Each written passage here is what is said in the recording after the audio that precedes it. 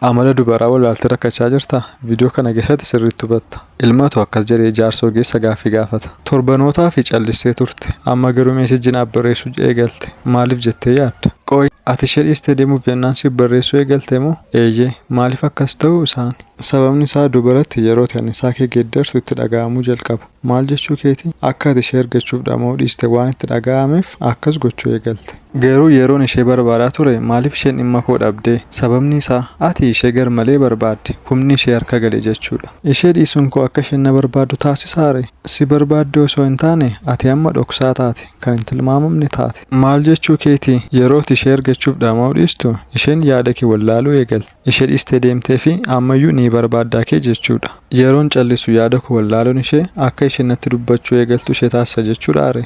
Eeyyee, yeroo akkasii akka waan dhuguma si dhabaa jirtutti yaaddi. Maal kun isheen xabiisa taphatti moo? Yeroo hundaa miti. Dubarri tokko bara baraan akka waan ishee gaaftutti fudhatu. Maaliif garuu dhiisuun koo ishee argachuuf dhama'uu koo caalaatti hojjete?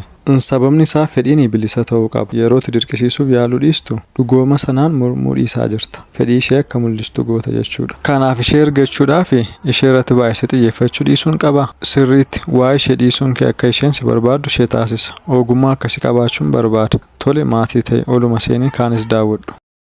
Viidiyoo argaa jirtan kana tuquudhaan daawwachuu dandeessu.